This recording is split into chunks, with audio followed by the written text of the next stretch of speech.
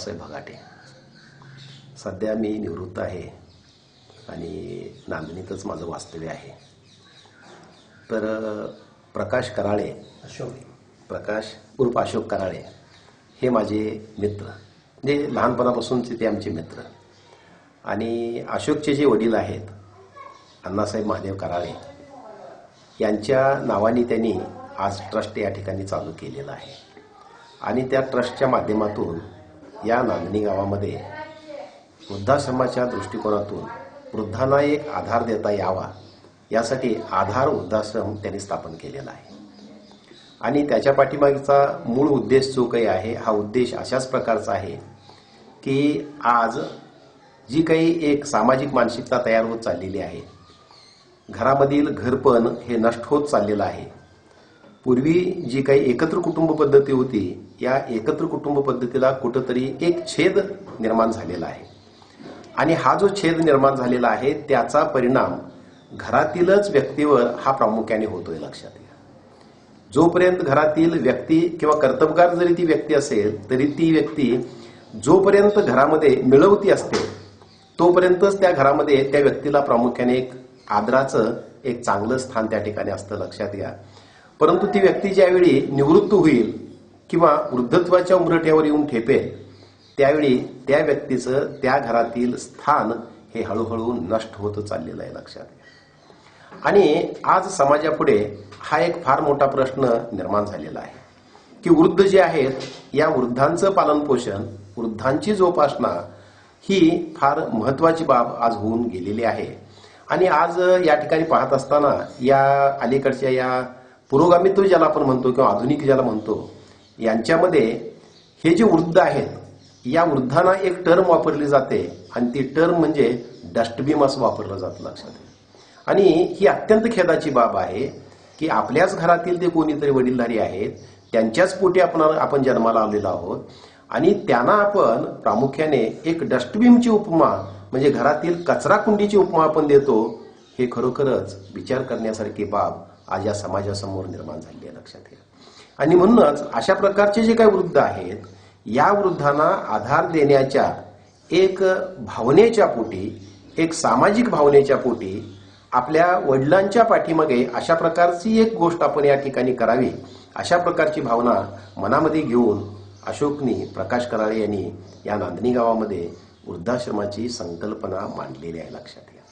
आणि त्याच्यातूनच एक आज या ठिकाणी हे जे काही वृद्धाश्रम आहे हे वृद्धाश्रम एक बाळसं घेत आहे. लक्षात घ्या. आणि त्यांनी आपल्या घरामध्ये ज्या काही खोल्या आहेत या खोल्यांच्या माध्यमातून प्राथमिक अवस्थेमध्ये हे वृद्धाश्रम चालू करण्याचं मनोदय व्यक्त केलेलं आहे. आणि या ठिकाणी जे काही वृद्ध येतील ह्या वृद्धांची सेवा पूर्णतः सामाजिक व्यवस्थेतूनच करायचं आहे. वृद्धांच्याकडून कुठल्याही प्रकारचं, कोणत्याही प्रकारचं या ठिकाणी पैसे वगैरे घेतले जाणार नाहीत. तर पूर्णतः मोफत अशा प्रकारचं या ठिकाणी वृद्धांची सेवा करण्याच्या दृष्टिकोनातून आधार या नावाने या ठिकाणी वृद्धाश्रम आज स्थापन होती आहे. आणि या वृद्धाश्रमाला या समाजातून अनेक भिन्न भिन्न थरातील जे काही लोक आहेत, मान्यवर जे काही आहेत, हे मान्यवर लोक प्रामुख्याने याला मदत आज देत आहेत. हळूहळू या ठिकाणी मदतीचा संचय हा मोठ्या प्रमाणामध्ये होतो आहे. आणि येथून याच प्रकारचं जर या ठिकाणी होऊ लागलं तर चांगल्या पद्धतीनं या वृद्धाश्रमाला हातभार जो काही आहे हातभार चांगल्या पद्धतीने लाभेल. आणि या ठिकाणी या नांदणी गावामध्ये एक चांगल्या पद्धतीनं वृद्धांची सेवा करणारी एक संस्था उदयास येईल याच्या बाबतीत माझ्या मनामध्ये कोणत्याही प्रकारची तीळ मात्र शंका नाही, हे लक्षात घ्या. कारण नांदणी गाव जे काही आहे, नांदणी गावाची जी काही परंपरा आहे ही परंपरा फार मोठी आहे. लक्षात घ्या. नांदणी गावाला ऐतिहासिक पार्श्वभूमी जी काही लाभलेली आहे ही ऐतिहासिक पार्श्वभूमी देखील त्याचप्रमाणे आहे. लक्षात घ्या. हे भैरवाचं स्थान आहे. लक्षात घ्या. या ठिकाणी आजरेकरांचं स्थान आहे. लक्षात घ्या.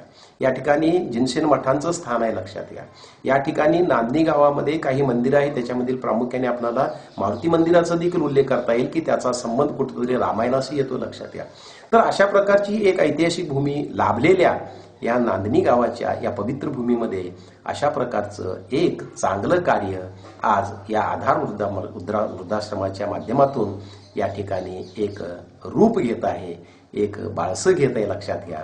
आणि हे लावलेलं जे काही रोपटं आहे हे रोपटं उद्या वटवृक्षामध्ये निर्माण झाल्याशिवाय राहणार नाही, अशा प्रकारची एक माझी प्रामुख्याने मनोभावना आहे लक्षात.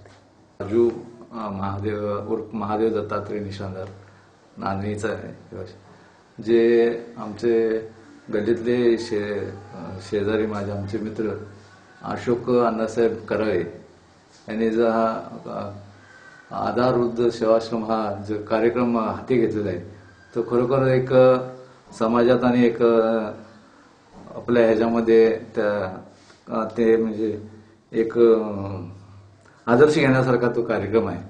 आणि जे वृद्ध लोक आहेत त्यांचे विनाशुल्क सेवा करायचं असं त्यांचं मनोदर्य आहे. त्याला आमचा सर्वांचा गल्लीतल्या लोकांचा पूर्णपणे पाठिंबा आणि सहकार्य आहे. मी अशोक अण्णासाहेब कराळे नांदणे. मी सध्या सामाजिक काम म्हणजे अखिल भारतीय मराठा महासंघ पश्चिम महाराष्ट्राचा अध्यक्ष आहे. माझे वडील श्री अण्णासाहेब महादेव कराळे स्वातंत्र्य सेनानी, स्वातंत्र्योत्तर काळात तिने अनेक आंदोलनं, जाळपोळी, शिरोळची कचेरी जाळणे, नांदणीची आवडी जाळणे ह्या संदर्भात स्वातंत्र्य काळात तिने भरपूर कार्य केलेलं आहे. त्या जे जाळपोळ केली त्यावेळी त्यांना 2 वेळा तुरुंगवास झाला. एक वेळ 22 महिन्याचा, एक वेळ 8 महिन्याचा, असं 2 वेळा तुरुंगवास झाला. मग मी वडिलांच्या नावे आमचं स्वातंत्र्य सेनानी अण्णासाहेब महादेव कराळे या नावे सेवा प्रतिष्ठानं रजिस्ट्रेशन केलं असून त्या माध्यमातून आधार वृद्ध सेवा केंद्र स्थापन केलंय. ह्याच्या वृद्ध सेवा केंद्र स्थापन करण्यापाठीमागचं थोडं बघितलं तर माझी सौभाग्यवती, तिला आलेल्या अडचणी किंवा गावातल्या बायका जे सांगितल्या त्या माध्यमातून आम्ही असा विचार केला की समाजाला आता म्हाताऱ्या माणसांना समाजात स्थान फार कमी झालंय आणि हीच गोष्ट आम्ही उचलून धरून मी व माझे कुटुंबीय सगळ्यांनी मिळून वृद्धाश्रम काढायचं ठरवलं. माझ्या घराची रचना असं आहे की 7 कुटुंब राहतील असं माझं घर आहे. त्या घरातलं भाडेकरू काढून मी आता 15 लोकांच्यासाठी जे निराधार आहेत त्यांच्यासाठी, फक्त 15 लोकांसाठी मी आज हे वृद्धाश्रमची आम्ही स्थापना केलो. ह्या वृद्धाश्रमची पूर्ण व्यवस्था ही माझी सौभाग्यवती पूर्णपणे जबाबदारी घेऊन करणार आहे. माझे कुटुंब संपूर्ण, माझी सून, माझा मुलगा, आम्ही सर्वांनी मिळून हे करायचं ठरवलेलं आहे. तर ह्या पाठीमागे सामाजिक एक चांगला उपक्रम असल्यामुळं लोकांचा ह्यात सहभाग, मदतीची अपेक्षा आहे. लोकांनीही मदत करावी अशी प्रामाणिकपणे निवेदन करतो. आणि आमच्या कार्याला तुमचा सगळ्यांचा पाठिंबा हवा आहे. सगळ्यांनी पाठिंबा द्यावा.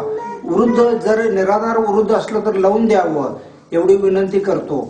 आणि आमच्या ह्या कार्यात सर्वांचा सहभाग असावा अशी विनंती सर्वांना करतो आणि आव्हान पण करतो. नमस्कार, मी अण्णासाहेब कराळेंची सूनबाई लता अशोक कराळे बोलते.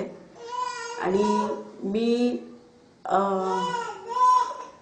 आधार वृद्धाश्रम काढत आहे आणि या माध्यमातून आम्हाला म्हातारे माणसांचं वगैरे खूप आम्ही बघितलेलं आहे की ज्यांचा हाल होत आहे. आमच्या सासूबाईंच्या ओळखीमुळं घरी येत होत्या बायका वगैरे. आम्ही ते बघून आम्ही एक निर्णय घेतला की ह्या लोकांना आम्ही आधार देऊन त्यांचं व्यवस्थित म्हातारपण कडेला लागावं ह्या इच्छेने आम्ही हे ठरवले आहे. मुलगा, सून, मुलगी, माझे मालक, मी असं आम्ही सगळ्यांनी मिळून हे ठरवलेलं आहे. आणि हे चांगल्या प्रकारे पार पाडावी अशी सगळ्यांच्याकडे इच्छा आहे माझी की सगळे मिळून मला साथ द्यावे. माझी इच्छा होती ते म्हातार माणसांचा हाल आम्ही बघितलं. माझा मुलगा, मालक आणि सूनबाई सगळ्यांना आम्ही सांगितलं की असं असं हाल व्हायला, काय करूया आपण. आम्ही ह्या सगळ्यांनी मिळून एक निर्णय घेतला की त्या लोकांना कसं पण करून आम्ही आधार द्यायचा. ह्याच्यासाठी सगळ्यांनी मला साथ दिल्यामुळं हे मी आता ह्या करायचं ठरवलेलं आहे आणि तुमचे सगळ्यांची साथीची मला गरज आहे. सगळ्यांनी मिळून मदत करावी ही अपेक्षा मी